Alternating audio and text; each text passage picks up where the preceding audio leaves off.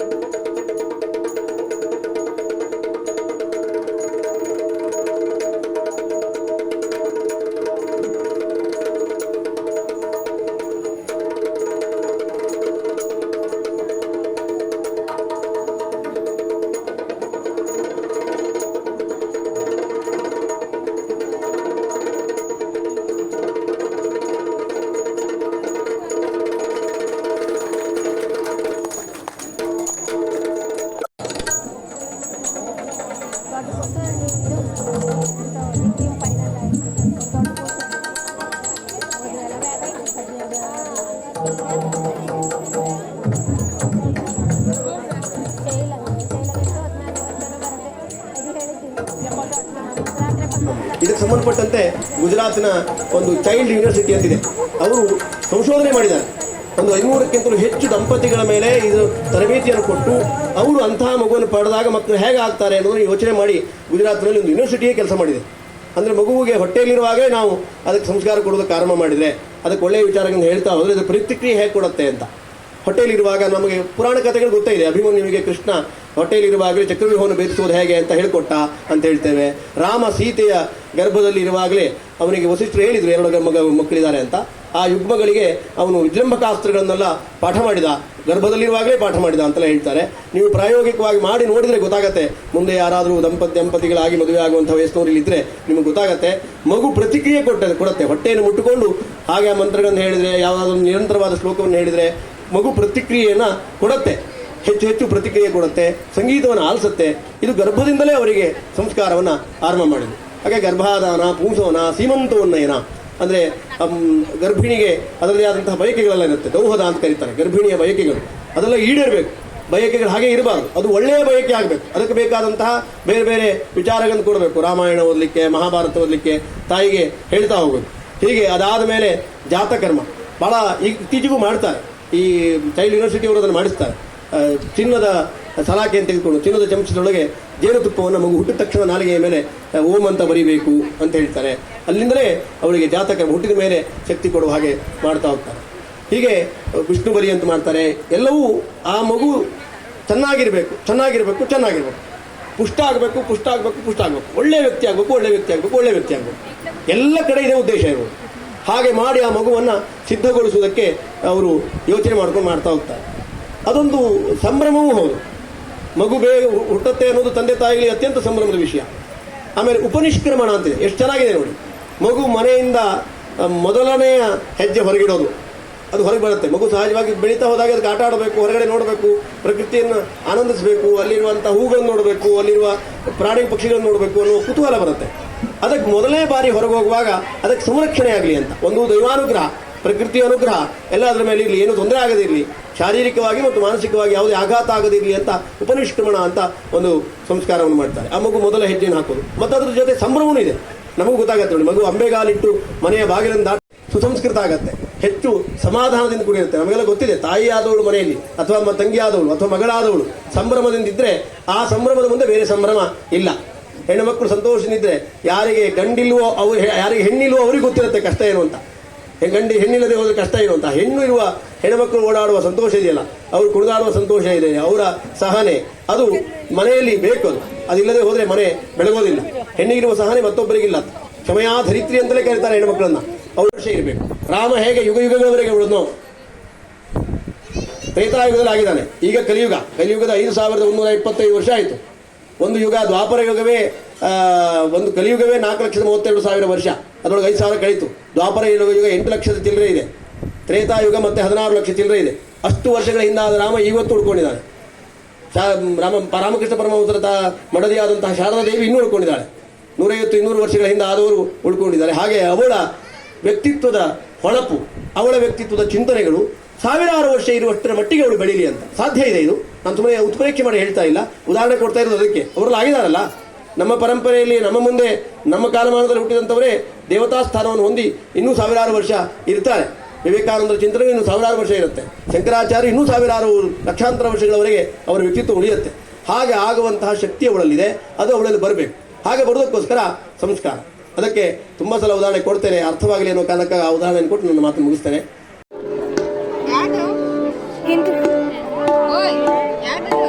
ಅವರು ಹಿಂದೆ ಕುಂತವ್ರಿದ್ದೆಲ್ಲ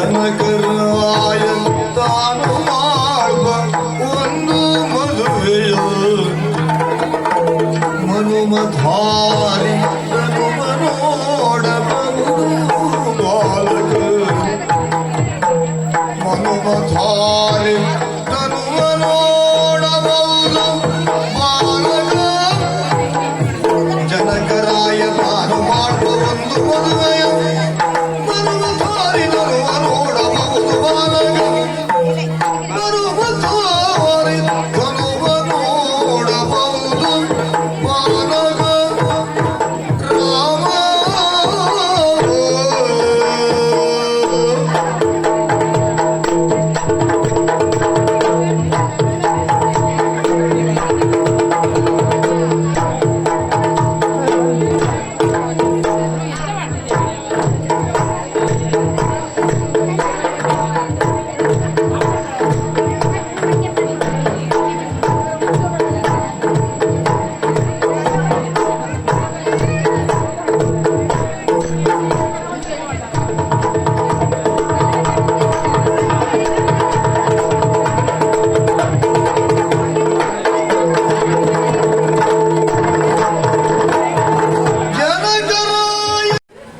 ಸೌಂದರ್ಯವನ್ನು ಕಂಡು ರಾಮನನ್ನ ತನ್ನ ಗಂಡನನ್ನಾಗಿಸಿಕೊಡಬೇಕು ಅನ್ನುವ ಹಂಬಲದಿಂದ ಶೂರ್ಪನಖಿ ಘೋರ ರೂಪವನ್ನು ಬದಲಾಯಿಸಿಕೊಂಡು ಅತ್ಯಂತ ಸುಂದರಿಯಾದಂತಹ ಯುವತಿಯಾಗುವಂತಹ ಪದ್ಯ 16 ವತ್ಸರದ ಹೆಣ್ಣಾದಳು ಎನ್ನುವ ಪದ್ಯವನ್ನು ಶಂಕರ ಭಾಗವತ್ ಬ್ರಹ್ಮರವರು ಹೇಳಬೇಕು ಅಂತ ಕೇಳ್ಕೊತಾರೆ.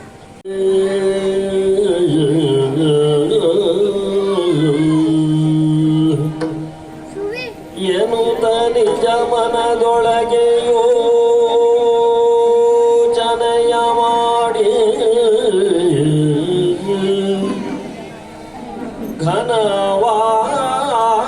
ಘನವಾದ ದೇಹವನು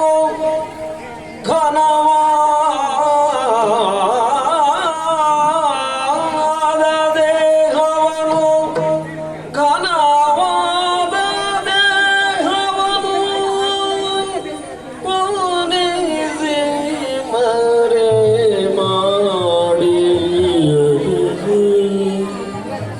ಘನವಾದ ದೇಹವನ್ನು ಕುಣಿಸಿ ಮರೆ ಮಾಡಿ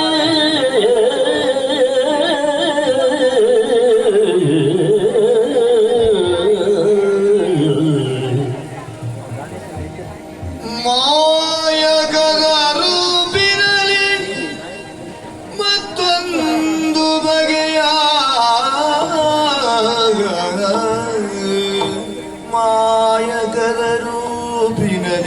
ಮಾಯಕದ ರೂಪಿನಲ್ಲಿ ಮತ್ತೊಂದು ಬಗೆಯ ಕಾಯವನು ಧರಿಸಿದಳು ಕಪಟದ ಕೃತಿಯು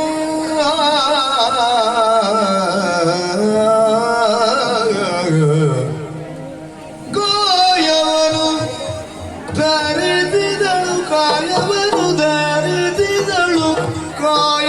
ಧರಿಸಿದಳು ಕಪಟದ ಕೃತಿಯ ಪೂಗೋಲನುರು ಪಟ್ಟದಾನೆಯಂದದಲ್ಲಿ ಪೂಗೋಲನುರು ಪಟ್ಟದಾನೆಯಂದದಲ್ಲಿ ಪೂಗೋಲನುರು ಪಟ್ಟದಾನೆಯಂದದಲ್ಲಿ ಬಳಿಗೆ ನಡೆ ತಂದಳಲವಿನಲಿ ರಾಘವನ ಬಳಿಗೆ ನಡೆ ತಂದಳಲವಿನಲಿ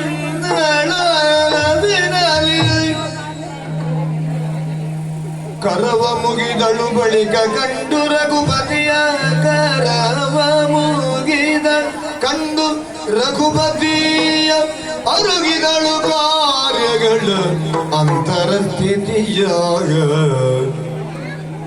ರಾಘವ